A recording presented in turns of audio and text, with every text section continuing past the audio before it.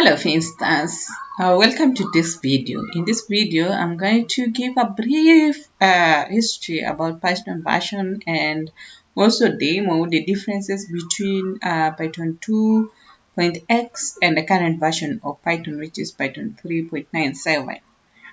So just to give an introduction of this particular video, we know Python is one of the popular programming language that is being used currently, and it was first introduced in 1991 by a guy called Gaidu.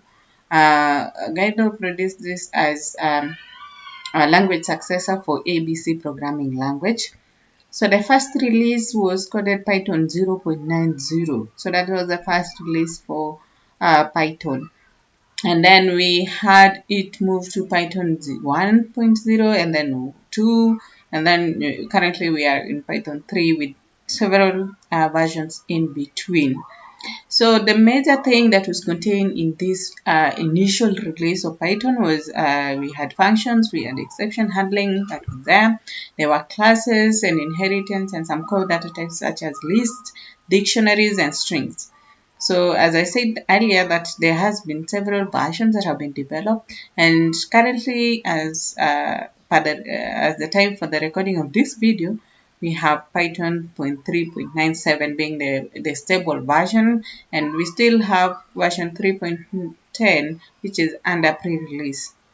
So Python is ranked as among the top 3 programming languages, and it supports basically the major programming designs that we have. So you can use Python for object-oriented projects.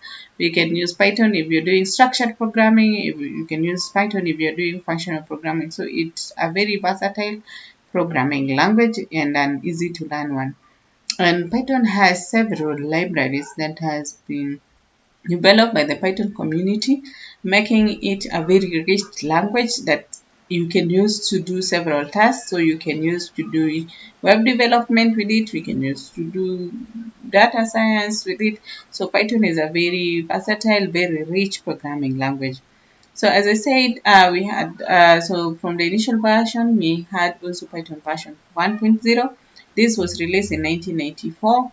And the additions here to the previous Python version was the tools for functional programming such as lambda, filter, map, and reduce. So these were the major additions to that particular version. And then we went to version 2.0, which led so the introduction of garbage collectors and list comprehensions being introduced in this version. In 2001, we had 2.2, which led to the unification of Python types and classes into a hierarchy, and then we led to the object-oriented kind of models. And then we also had generators being added to this version. And then in 2006, there was an addition of the with feature, which actually helps in the development of clean and concise code. And then there was also an addition for exception handling in this particular version.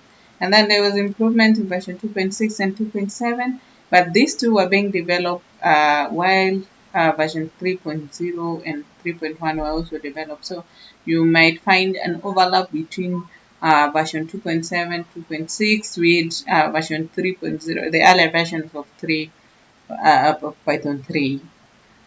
So Python 3 was released in 2008. So the idea here was to remove the redundant features. They wanted to make Python to be a very easy to learn with one way of doing something. If you wanted to do something, that there was only one way of doing that. And that was the major vision that was there when Python 3.0 was being developed.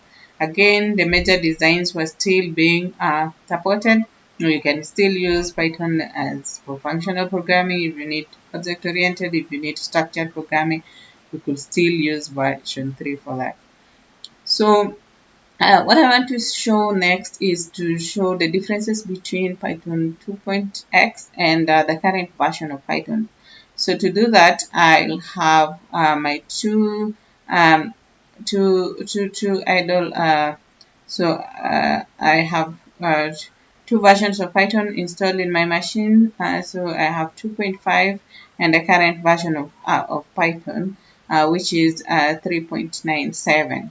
So I'm just going to start those two versions and use that to show the differences between Python version 2 and the current Python version 2 and the current version of Python to be able to show how far Python has come in terms of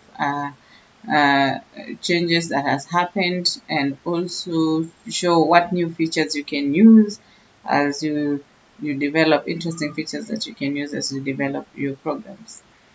So the first new feature I want to show the difference is basically the print function. So when you're doing print in Python 3, so you have to include, so the parentheses here are a must, so you have to include that. So if you have to print Selena like that, so you'll have to have the parentheses. In Python 2, you didn't have to have the parentheses, so just instead you are doing this in Python 2, you could just do like that without the closing and opening brackets, and you get the result. So that's one major difference. The second difference is when you want to divide two integers. So if I say print, maybe I want to divide 9 and 6, what I get is a float, 1.5. If I did that in Python 2, in a previous version of Python, so I'll get 9 and 6, parentheses and there's a mass, so I can just say 9 and 6. I'll get an integer 1. So that's the difference. So print here in the division in Python 3.91 has a float, and in Python 2.5 we have 1, which is an integer. So in Python 3.9, if you wanted to divide and get an integer, you'll have to use two division symbols. So we'll have to say 9 and then two division symbols, okay, like that, 9 and then 6, and then we'll get 1, which is an integer. So that is the second difference. Third difference is basically in terms of dictionaries. If you wanted to merge two dictionaries, so let's say you wanted to merge one dictionary, let's just create a dictionary A, which here contains maybe I don't know, age, and then we put 50, and then we had another something else, maybe something like height, yeah, being stored, and 30, and then maybe someone is 30 feet, and then we had another dictionary, maybe B, which maybe had marks here, and this person had English marks with maybe 30 marks, and then we had maybe science marks, which maybe sorry, I should put the closing brackets here. Yes, like that. So science marks, which maybe has 20. So we had that dictionary. So right now in Python 3.9, you can actually basically use a merge operator for this, and the merge operator here is this symbol here. So you can merge A and B, and you get a resultant dictionary. If I did the same thing in Python 2, in my version of Python 2, let me just copy these two dictionaries that I've created. If I do that here, it will tell me that that operator is not recognized. So let's say I have that. So I'll get unsupported operand type. So that's another difference between those two. Also type hinting. So in Python 3.9, you can actually provide type hinting when declaring lists. So let's say I have my list A, which is equal to list, and then I want to show maybe int there. That is allowed in Python 3. doesn't give me a problem. It says a list of type int. If I do the same in Python 2.5, I say a, and then I say list, and then I say int, it gives me an error that says that the object type is unscriptable. So that's another new thing that is there in Python 3. And then so also another thing is the removal of the raw input. So if I say raw input in Python 3, it will not give me, it will say raw input is not defined because it's not a method. If I did that in Python 2, raw input, it is recognized as a method, so I can just yeah, so it can take a raw input there. Another difference is basically the two new methods that have been introduced to handle strings.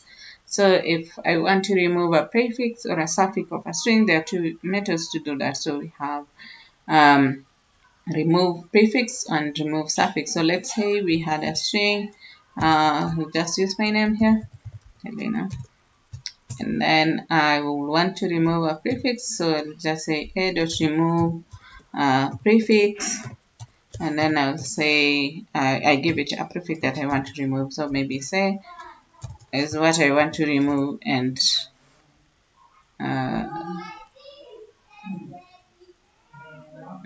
sorry, might be a problem there.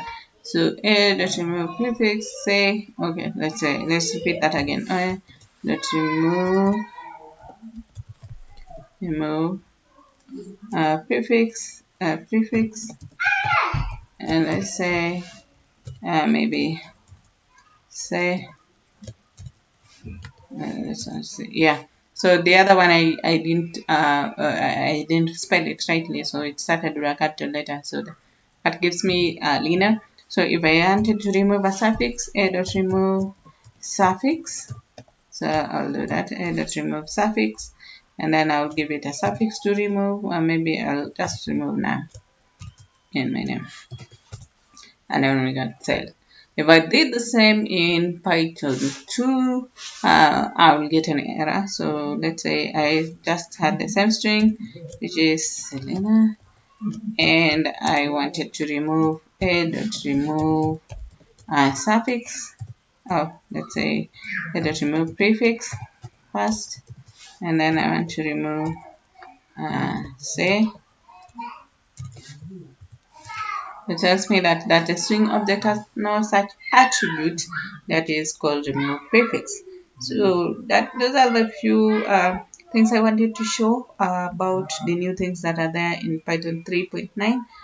Thank you for listening to this video. See you in the next one.